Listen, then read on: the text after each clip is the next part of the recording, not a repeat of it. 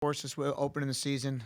We had 3 tough dual meets out in San Diego. One of the best experiences I've ever had in wrestling, wrestling on that midway. Our guys did a wonderful job, excited, got back healthy. Now we hit the road for 2 more exciting experiences, I guess. Buffalo, we're wrestling in a theater on a stage, and then we'll head to Sagertown High School, a real hotbed in Pennsylvania for wrestling at a sold-out gymnasium. So we're excited to hit the road again. We like being on the road and excited for what's ahead. Questions? Todd? It's a little unusual to the early season you've had here, an aircraft carrier, a high school gym, a theater. Where would you like to have a meet that you haven't? If you had a chance, if you throw open the doors, what would you like to put together? I'd like to have it in Camp Randall.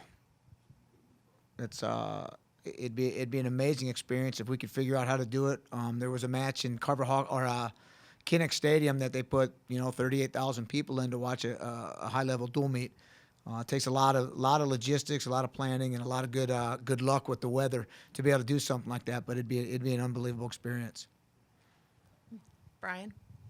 So how encouraged were you after seeing, we talked about this last time, where you were ranked going into the season meant nothing. So how encouraged are you after the way you performed this past weekend?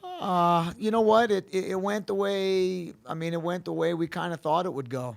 Army gave us a big challenge, but again, I told you those 4 weight classes were going to be how we make our living. And those 4 weight classes, we win three for 12, I think it was. We only won 3 matches out of 12 at those 4 weight classes.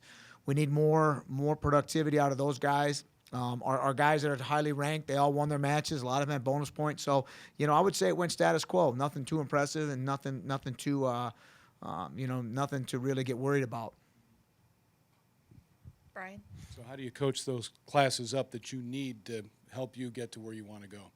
Yeah, a lot of technical things. At 174, we had 3 losses there. We had 3 different guys in the lineup, but there was also 3 ranked guys. That was the toughest weight class out there, and we're throwing 3 guys out. 2 of them that have never worn the singlet before, that are freshmen, and they did a heck of a job. They should have won both matches the way we looked at it, lost at the last second. So I'm very encouraged at that weight class. 197, we went 0-3. We got a lot of work to do there. At 157, I have 0 concerns. We went 1-2 there, but our guy is he's very capable, and he'll come around. And then at 125, I'm actually very encouraged. Mikey Cullen cut down from 133, 141, and he's now at 125, and he went 2-1 and lost 1-0 in the final bout. So I'm encouraged there. So I think we'll see a lot more productivity out of those guys as the season goes on and they get some more experience. How deep is your squad? You came here just last year. Do you like the depth that you have on your roster? Yeah, for sure. We're last year we were down to 16, 17 guys on the team. We're a full 30 strong now. We've got a lot of guys in red shirt. Hopefully we don't have to use them. But we are willing to use them. If we don't see some productivity at some of these weight classes, we've got some highly touted freshmen in there that are just chomping at the bit to wrestle. So we've got some depth.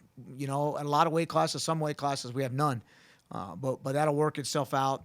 As far as our freshmen, these guys are all heading to Iowa State this weekend. So I'll get a real good glimpse at a tough tournament where I see where these true freshmen are, and then we can see what we do with our lineup down the road with our freshmen. We had a bunch of them travel to the Pointer Open up in Stevens Point this weekend, and we had 5 champions out of our young guys, and another one as a runner-up. Now I know it wasn't a real highly competitive tournament, but the future is really bright in our wrestling room.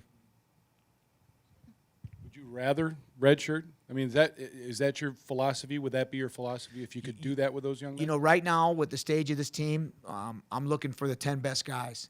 If we have some freshmen in there that can contribute at the national tournament and look to be All-Americans, we're gonna and they can find their way in the lineup, we're gonna wrestle them. We're looking to do. I think we have a we have a great tournament team. So anybody that can help with the Big Ten and national tournament put us as high as possible, they might be out there. Anything else for Chris? Oh, Cassie. Going to the last match against Army, wrestling was down 15-16. No, 15-13. What kind of confidence do you have in Trent going to that final match to put it away for the team? I am so happy that guy's on my team. First off, he's a wonderful kid. You know, he's the best kid ever. We love him. I didn't say anything to him. He's been in so many of those matches his freshman year last year. I mean, I think 4 or 5 of them last year came down to that. I didn't say anything to him. He knew what he had to do. We've wrestled that kid before, and it was actually a real close match last year.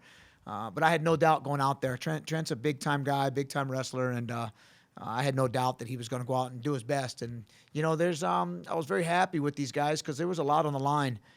We told them when we went on that ship and wrestled that last match, it was a big-time atmosphere.